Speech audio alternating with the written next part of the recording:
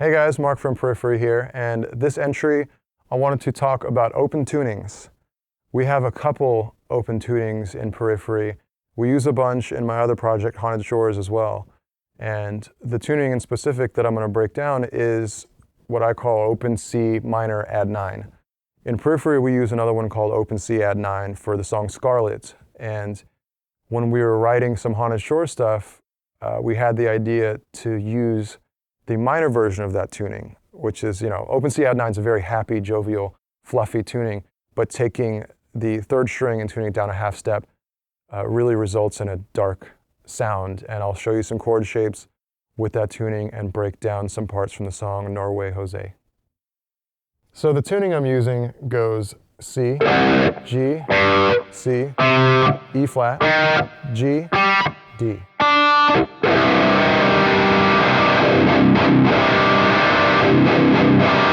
The result is a very dark and evil type of tuning. One that we haven't really used in Periphery, but that I've used a ton in the new Haunted Shores album, and it's really the focal point of the album, if you will, a tuning that inspired an entire album. So I really implore you, if you've never tried to work with alternate tunings, try it, because it's a great way to sort of pull ideas out of you. And if you ever hit a wall, I hit walls all the time, I get in ruts, but the important thing is knowing how to get out of them. And I know for me, one of the easiest ways is just try writing in a different tuning.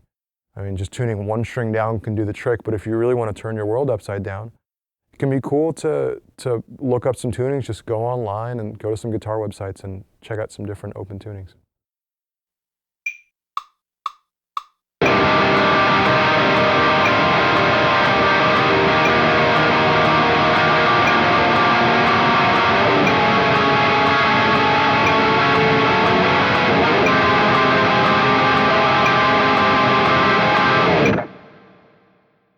So the first chord of the progression is simply just the open strings. The good thing about alternate tunings is that's always a go-to, is if you want to make stuff sound good, just hit open strings.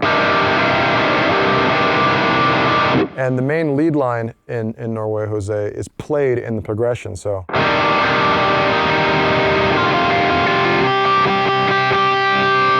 And that together, so. And then that sort of leads to the second chord, which goes like this. It's a very, very dark chord.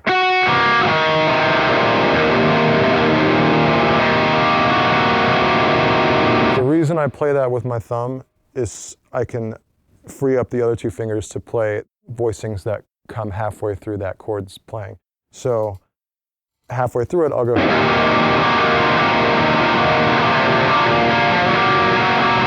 If you hear what's happening there, but these notes are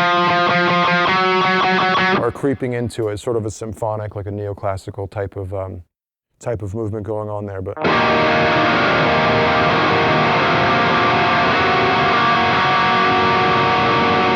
and the next chord is on the 6th fret, and this is a shape that's actually really useful for this tuning. I sort of use it as a power chord, and in every alternate tuning, I like to have like a mental list, a very short mental list of transposable chords that I can use in each tuning, like a stockpile of chords that I know if I run into a wall compositionally, I can go back to. And this is one of those chords.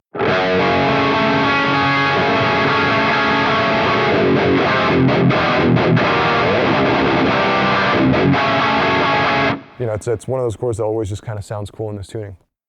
I go to that one, and I let the voicings do the work on top of it as well with my other fingers. So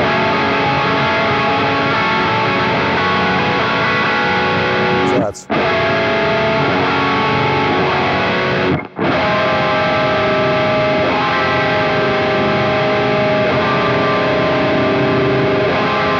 And that's the last chord in the progression. Yeah, those are some very easily transposable chords in this tuning.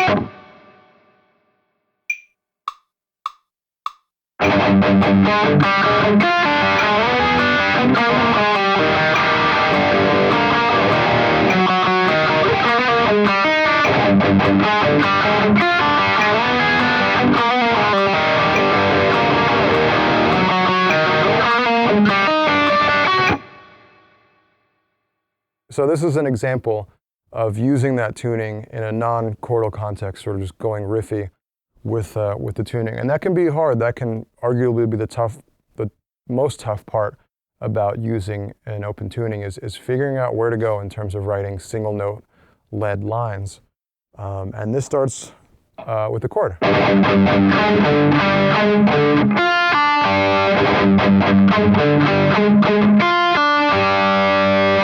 And then after that chord is played, and again, it's going back to a theme that we've touched on in previous columns, is arpeggiating a chord. Playing it that way makes it sound a little bit more interesting, in my opinion. And after that chord is played, you sort of climb up the neck using open strings. And again, the open strings in an alternate tuning, they're always going to be there for you. You can sort of use it as your safety net as you climb up a neck. So that goes.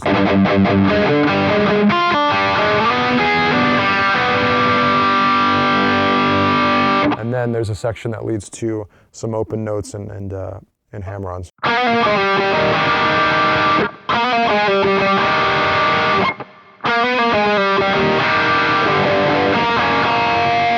Again, I'm sort of using those as power chords. Again,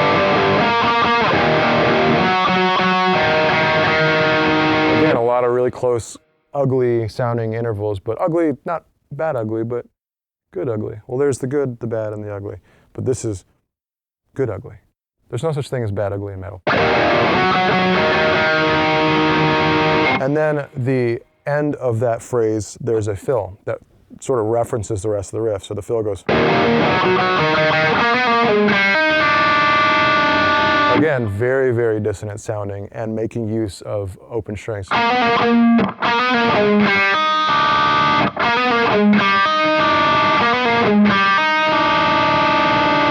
And that'll come back and be referenced again later in the riff. The second repetition is nearly the exact same. It is the exact same for the first half. So it goes.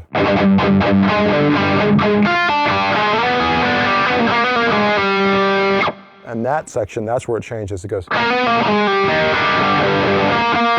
So it's, instead of lingering with those open strings being rung out, you're skipping forward.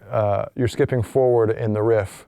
So the second time the riff comes around, apart from the previous section of it, is cut out entirely, and that's those open strings ringing out.